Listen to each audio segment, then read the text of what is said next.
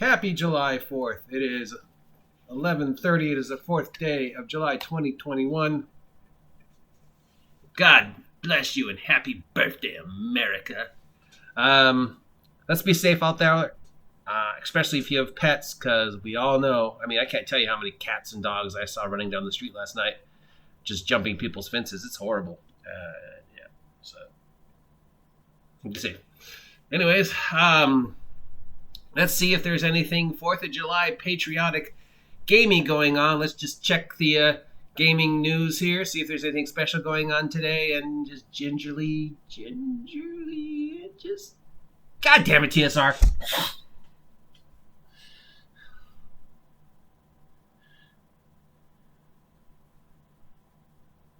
Yeah, okay. Yeah. Let's try and find something good out of all this by trying to peel back the memories to games past of the great TSR modules pre-Wizards of the Coast, to sort of go down the greatest hits, because people keep asking what's going on in your gaming table, and the answer is like nothing. I haven't run anything in years, and I've only been playing a couple one-shots online, and I don't know if that counts. But if you try to step aside from all this, whatever's going on with out there in the world of whatever this nightmare is, and just, turn on the Wayback Machine, and it's like, hey, of all the modules and adventures that I went through back in those days, what are probably some of the better ones? Definitely what are the ones that don't seem to get a lot of retro love these days? One of the continuing themes of module production is, especially on the OSR and independent scene, is sort of retelling the classics. How many variations and versions of Against the Giants are there? And I'm not counting just, obviously Giant Slayer from Paizo being the big one, and just the reprints and retellings that TSR and Wizards of the Coast have done, like Howl from the North and, Storm King's Thunder. But a lot of independent companies have also done variations of, Against the Giants. So that's probably rates in the top. Obviously, Tomb of Horrors, it goes without saying, there's hundreds and hundreds of Tomb of Horror clones. Expedition is another one that gets a lot of replay value. I just played in a one-shot last Friday, which is basically a crashed spaceship in a glacier. That's Expedition, even though it was for a different system.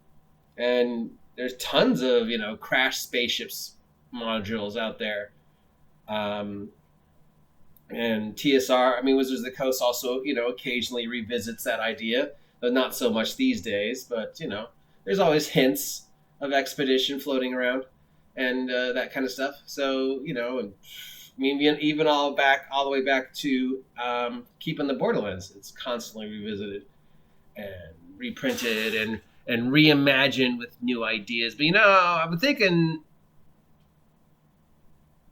one of the ones that I love the most that I really haven't seen is Pharaoh.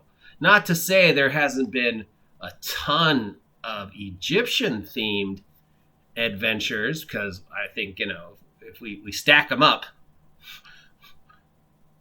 by trope or cliche, most revisited in adventure, it's, I would say, probably Egyptian pyramid rates really high. It's just something about our collective unconsciousness really just loves the idea of a treasure-filled pyramid with ancient mysteries hunted by mummies. And of course, part of that is Indiana Jones.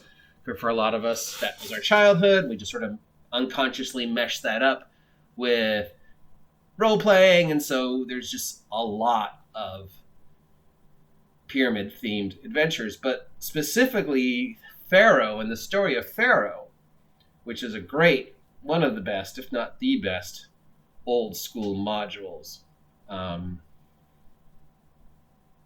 Tells an amazing story about a haunted pyramid and a curse, and saving the land and setting the spirit of the pharaoh to rest, and freeing the stream, and it's such a great story, but it doesn't seem to get reprinted a lot. I wonder why.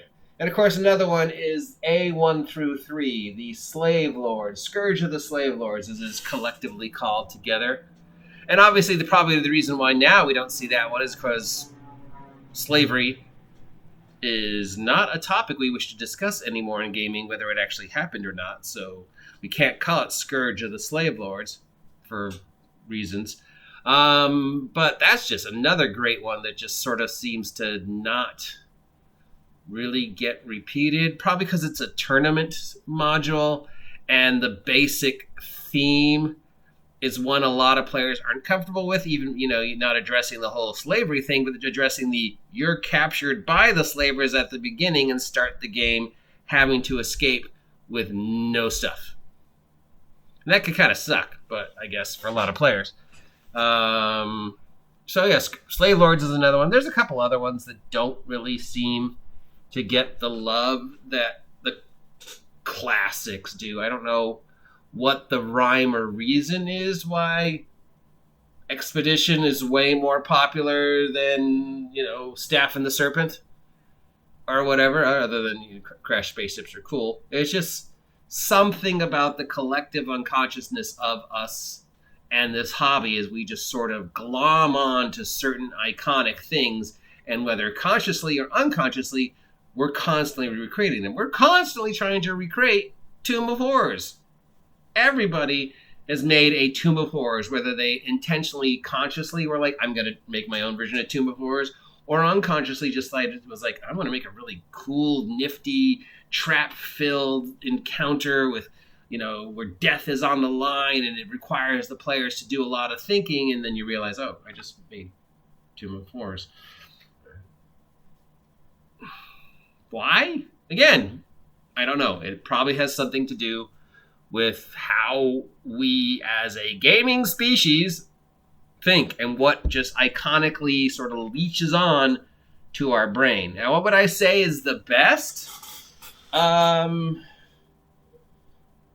all time? My personal favorite, I think I've said before, is probably Against the Giants. That's just such a classic 3-part story that you can just tell in so many different ways and extrapolate upon. But probably the best, Ravenloft and Pharaoh are probably, I think, the 2 best written of all time. Now, I'm sure people would argue with me about which they think is the best pre-3rd edition, pre-Wizards of the Coast adventure module. But just, for pure quality writing, I think the one, you got to at least tip the hat to Pharaoh and Ravenloft for just being so exceptionally written. And a lot of people, of course, are going to say, well, Tomb of Horrors is the most iconic. And yeah, it is. It's the most iconic, probably. And the one that's probably recreated the most and retold the most, maybe Giants. And then, of course, there's Temple of Elemental Evil, which is sort of also is very iconic, but doesn't really get retold a lot, probably because it's just such a nonsensical story. I mean, there's just so many classics out there in the, pre-Wizards of the Coast days. Not that Wizards of the Coast hasn't produced some great modules.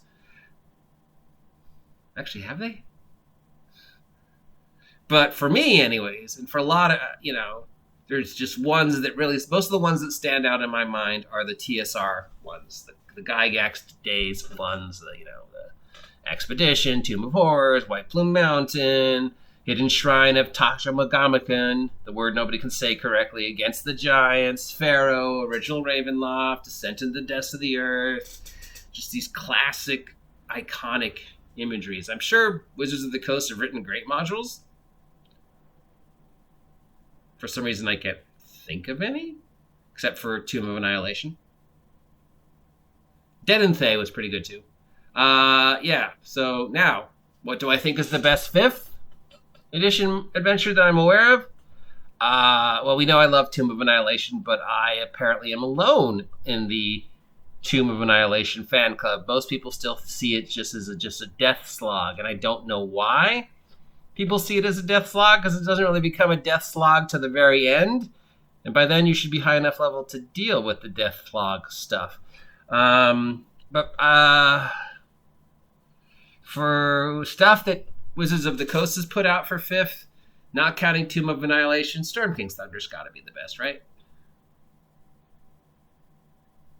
Maybe the Ravenloft one before it got all weird is pretty good, but I think for just, not only mining the nostalgia, but telling just a really good multi-part story, Storm Kings? Nah, then if we're talking, the Pathfinder years,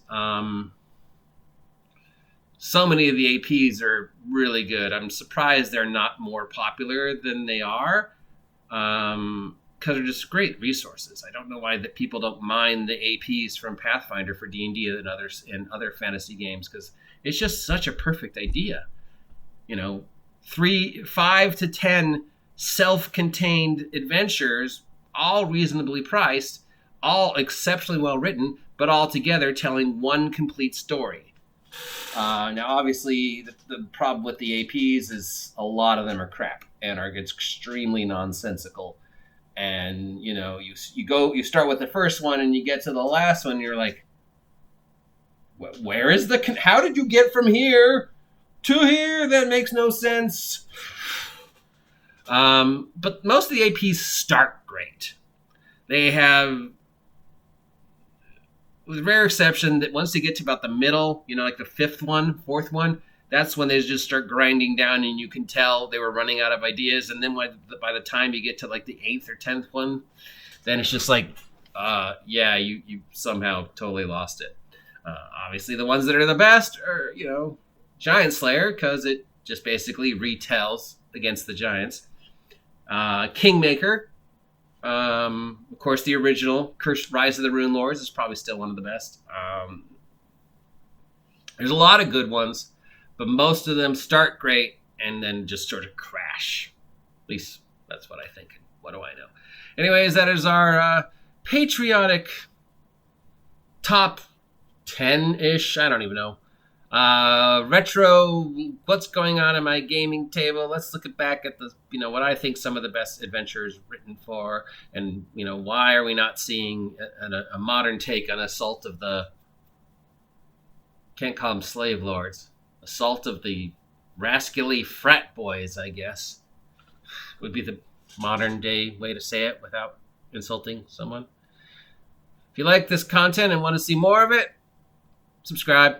And hopefully we'll hit 475 by August 4th, because I don't think I'm going to hit 500. Until next time, stay warm, stay dry, stay safe today, and I will talk to you later, Steve.